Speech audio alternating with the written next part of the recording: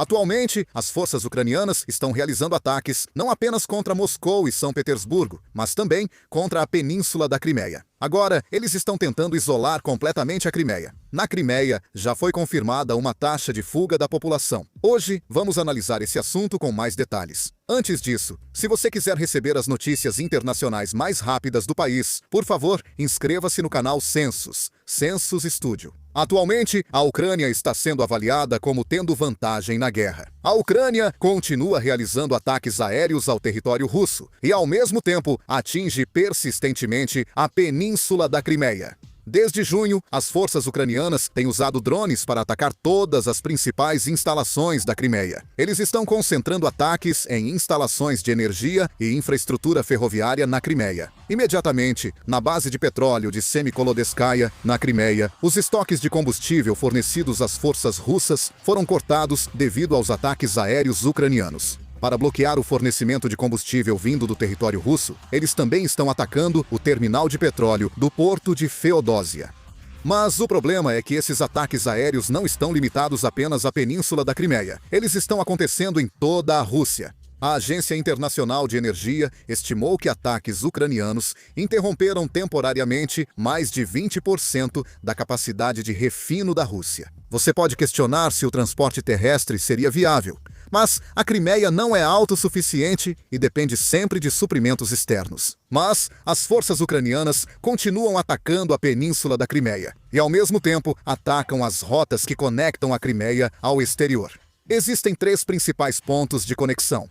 A ponte de Kerch foi gravemente danificada em 2022 por um ataque ucraniano com carro-bomba e ainda não está totalmente reparada. Por isso, o transporte de combustível permanece proibido. Forças ucranianas seguem atacando rotas de suprimento, como pontes e ferrovias. A rodovia Novorossia, no noroeste da Crimeia, virou alvo principal das forças ucranianas. Inaugurada em 2023, essa estrada parte da Rússia continental, atravessa Mariupol e Melitopol, no sudeste da Ucrânia, e liga a península da Crimeia.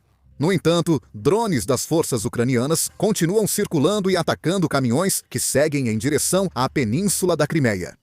Atualmente, o volume de tráfego também diminuiu mais de 40% em relação ao mês anterior.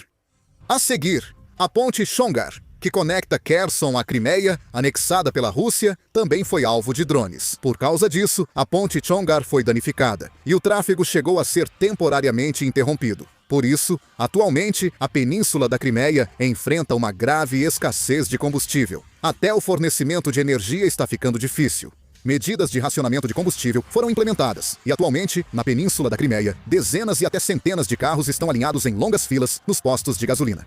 Além disso, é preciso esperar 2 ou 3 horas para conseguir receber o combustível. Além disso, também está ocorrendo um fenômeno de compras por pânico de itens essenciais e outros produtos.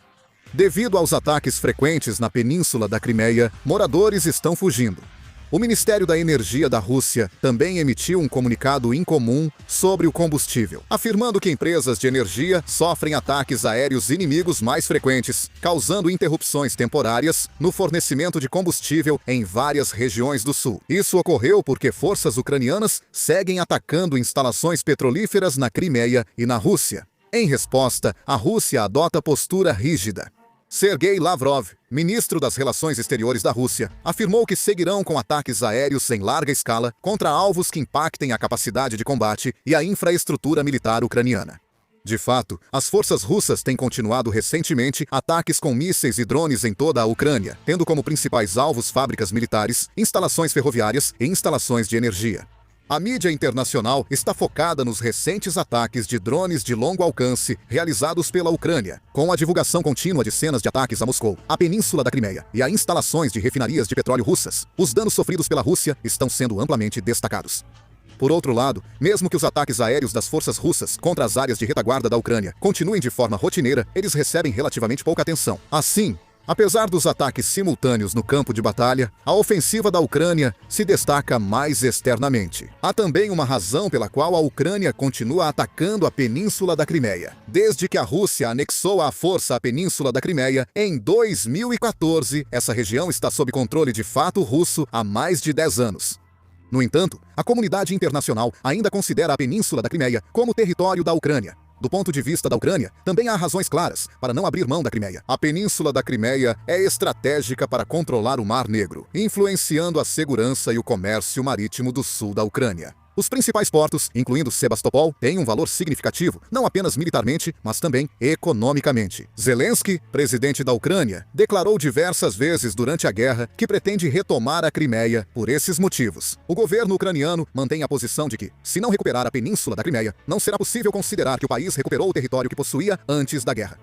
A Península da Crimeia é a principal base da frota do Mar Negro da Rússia. Se conseguirem pressionar essa região, poderão limitar o alcance das operações da Marinha Russa e impor dificuldades a toda a frente sul. No entanto, na prática, é uma tarefa extremamente difícil para a Ucrânia retomar a Península da Crimeia enviando grandes forças terrestres. A Rússia construiu instalações defensivas em toda a Península da Crimeia ao longo de vários anos e concentrou tropas e equipamentos na região. Também está formando uma forte rede de defesa, tanto no mar quanto no ar. A Ucrânia também está ciente dessa realidade, por isso está focando em estratégias para enfraquecer a capacidade de abastecimento das forças russas, em vez de um ataque frontal. Atualmente, a própria Península da Crimeia é um importante ponto de abastecimento e concentração de tropas que sustenta as operações do exército russo no sul. Portanto, mesmo que apenas a Crimeia seja paralisada, isso terá um grande impacto na frente sul. O exército ucraniano tem atacado intensamente depósitos de petróleo, redes ferroviárias, portos, pontes e veículos de transporte de combustível pelo mesmo motivo. A própria Península da Crimeia não possui uma base suficiente de produção de energia, por isso, depende do combustível e dos suprimentos fornecidos de fora. A Ucrânia está mirando exatamente nessa fraqueza. O objetivo é dificultar o fornecimento de combustível e suprimentos militares ao exército russo e limitar a movimentação das tropas. Se esses ataques continuarem por um longo período, a Península da Crimeia pode gradualmente perder sua função como base militar. A Rússia precisará enviar mais tropas e defesa antiaérea para proteger a Crimeia, o que pode sobrecarregar outras frentes. O motivo pelo qual a Ucrânia está mirando persistentemente a Península da Crimeia agora vai além de simplesmente recuperar o território. Há um cálculo estratégico para pressionar a capacidade de guerra de todo o exército russo. E aqui fica ainda mais interessante. Curiosamente, a Ucrânia não parece se preparar para uma grande ofensiva anfíbia ou terrestre para retomar a Crimeia de imediato. Observando os recentes movimentos das forças ucranianas, parece que, ao invés de mirar diretamente a Crimeia, elas buscam aumentar o custo para a Rússia manter o controle da península. Atualmente, a Rússia vê a Crimeia como uma região a ser defendida a todo custo, mas não é a única área que precisa proteger. Ataques de drones continuam ocorrendo em várias partes do território russo, e a Rússia também precisa manter a linha de frente na Ucrânia. Além disso, agora é necessário se preocupar até mesmo com a defesa das regiões de fronteira. Do ponto de vista da Rússia, não há escolha a não ser dividir seus recursos militares, limitados entre várias regiões. Aparentemente, é exatamente essa situação que a Ucrânia está tentando explorar. Quanto mais ataques forem realizados contra a Península da Crimeia, mais a Rússia terá que enviar tropas e recursos de defesa aérea adicionais. É necessário instalar novas defesas aéreas, acionar os caças com mais frequência e elevar o alerta em instalações importantes, o que demanda mais pessoal e equipamentos. Isso também significa que o orçamento está sendo consumido continuamente. Além disso, para o comando russo, o fardo pode aumentar, pois eles precisam decidir constantemente quais áreas devem ser priorizadas para a defesa. Se concentrarem a defesa na Península da Crimeia, outras regiões podem ficar relativamente vulneráveis. Por outro lado, se dispersarem as forças para outras áreas, a capacidade de defesa da Crimeia pode ser enfraquecida. A Ucrânia está pressionando a Rússia para que ela tenha que fazer essas escolhas repetidamente.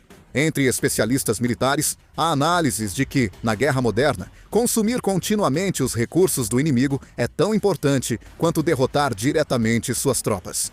Por esse motivo, avalia-se que os atuais ataques da Ucrânia à Península da Crimeia têm como objetivo principal aumentar o fardo da resposta russa, mais do que conquistar território.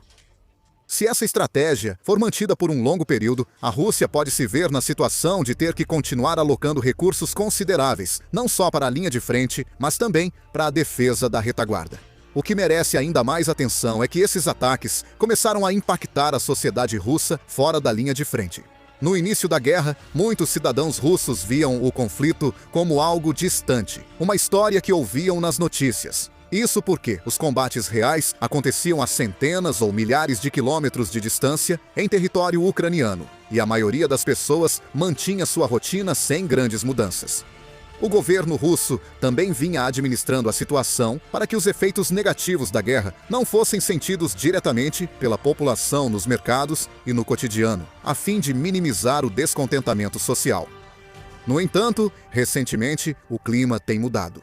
Drones de longo alcance da Ucrânia estão alcançando áreas próximas a Moscou e São Petersburgo, e há casos recorrentes de aeroportos importantes interrompendo temporariamente suas operações. Os moradores estão recebendo alertas de ataques aéreos e vídeos de explosões em tempo real por meio de seus smartphones.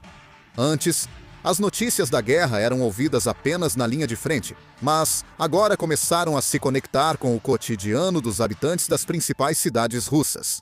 Além disso, com o agravamento dos problemas no fornecimento de combustível, a sensação de insegurança está aumentando. Em algumas regiões, as pessoas precisam esperar muito tempo para abastecer, e as autoridades locais têm limitado a quantidade de combustível que pode ser comprada.